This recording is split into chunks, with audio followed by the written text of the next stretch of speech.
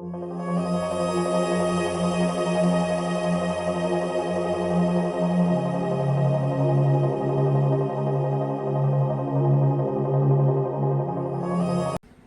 everyone, welcome back to my channel Bodoland YouTube channel. नोंथांमोना बिराद गोबावनिफ्रायनो blog miss खालामबाय जानांगौ.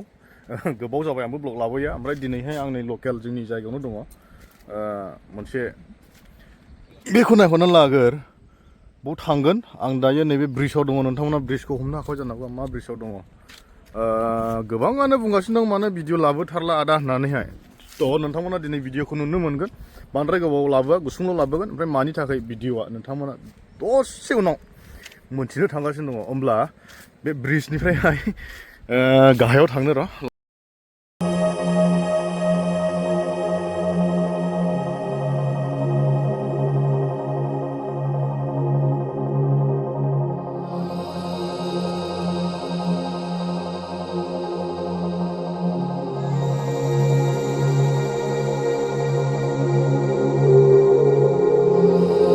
लोगोफोर आं दायो सफैबाय नै आइपवालि बैग्रि बागान जायखौ बुङो दि जाब्रां ब्रिज गोदान ब्रिज दं बेहाय ओमफ्राय बेहाय फैनायनि रिजना ओरैबायदि दा गोबाङानो मोनथिबाय बिआरएम माने बड'लेण्ड राइडार्स मिट बेखौ जोंनि बे जायगायावनो जों खुंनो थांगासिनो दङ ओमफ्राय बेखौ गोबाङानो सोंदों हाबनो मोनगोन मोना होननानैहाय मैयाहाय मोनसे भिडिअ आपल'ड होदोंमोन जोंनि बड'लेण्ड राइडार्स मटरसाइकेल क्लाबनि पेजआवहाय ओमफ्राय बेहाय सोंदों ओमफ्राय सोरबा पार्सनेलबो सोंदों बिदिनो गोबां मानसियानो सोंगासिनो दं आरो जों हाबनो मोनगोन ना मोना आदा इन्जयमेन्टनि थाखाय जों नायनो मोनगोन ना मोना होननानैहाय थ' नोंथांमोनहा गाज्रि मोननो नाङा बेहाय अनलि राइडार्स ओमफ्राय बेलेग बेबायदिनो सोरबाफोर बाहेरानि एबा खाथि खालानि नैबेनि एन्ट्रि जानाय नङा मानो होनोब्ला जों बेहाय अलरेडि रेजिस्ट्रेसना 3500 नैबेखौ अनलि राइडार्सफ्रा खालामनो हागोन ओमफ्राय मोनसे सुबिदा नोंथांमोना खिन्थानो थांगोन मानो होनोब्ला जों लकेल हिसाबैहाय ओमफ्राय गोबां मानसियानो दा जोंखौ सापर्ट खालामो मोजां मोनो राइडार्सफोरखौहाय नोंथांमोननि थाखाय मोनसे सुबिदा दङ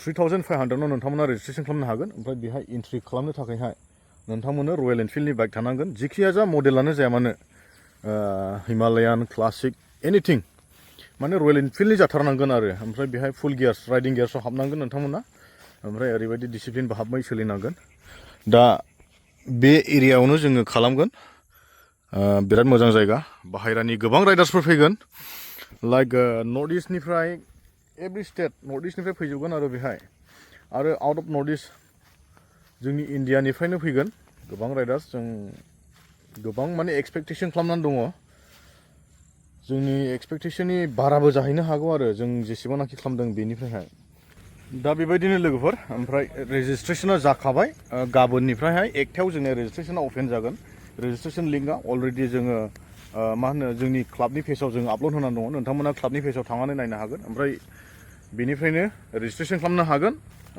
18 थारिखआवहाय बेहाय थाफैगोन ओमफ्राय 19आव सानसेयाव जोंना माखासे गेम्स एन्ड स्पर्ट्स बेबायदिनो सानसे जोंना एक्टिभिटिसफोर थागोन ओमफ्राय बेहाय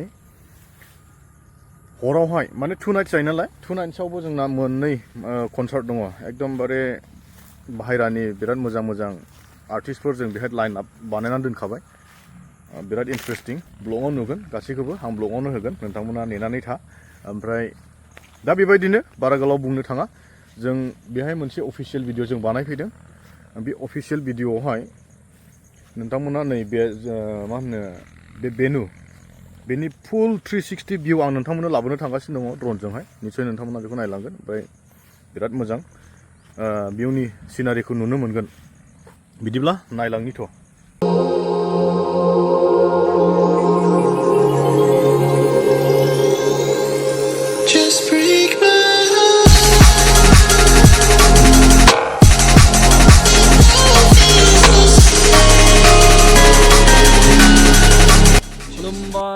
Namaskar, Namaste Riders.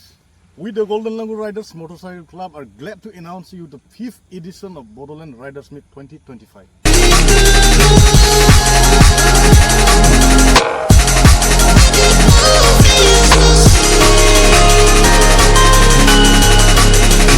We'd like to welcome each and every riders to join us in our event.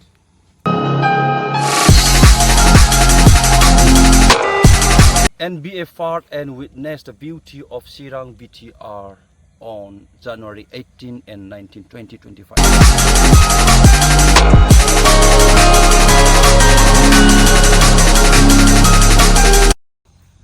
সকলো ৰাইডাৰ্ছ বিলাক ইভেন্টত লগ পাম বুলি আশা থাকিলে থ্যাংক ইউ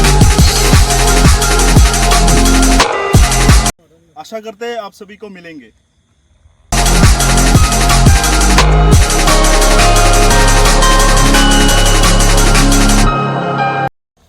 आशा खालामो राइडार्स बिदा फंबायमोन बयखौबो लोगो मोनगोन होनना।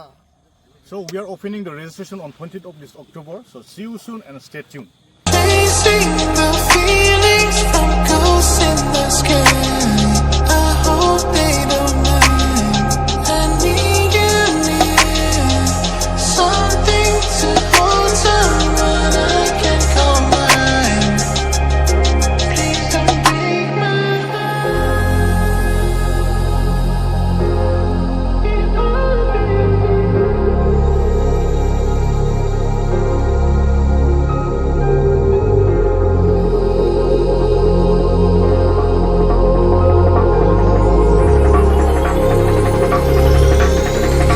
just break my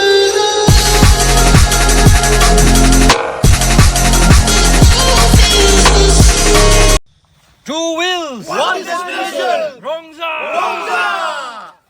तो दिनैनि भिडिअ बेखिनियानो लोगोफोर ओमफ्राय आसा खालामदों नोंथांमोना गासैबो मोजाङैनो दङ आंबो बिराद गोबाव समनिफ्राय दिनै नोंथांमोनजों लोगो मोनलायदों मोजाङैनो दङ बिराद गोबां खामानियाव बेस्थ' जानानै दं दासान्दि ओमफ्राय बाहेरावबो थांनाय जायाखै बिनिखायनो नोंथांमोना ब्लगखौहाय नुनो मोनाखै गोबां इनस्टा मेसेन्जार बेबायदिनो गोबाङानो ब्लग लाबोद' बेबायदि जागासिनो दङ थ' सरि नोंथांमोना नुलांबाय थागोन ब्लगखौहाय नोंथांमोननि सानाव बड'लेण्डआ गोथाङैनो दङ दाबो ना मा बुङो बिदिब्ला दिनैनि ब्लगखौ एसेयावनो दोनथ'नाय जाबाय and thank you for watching my video so see you in the next vlog bye bye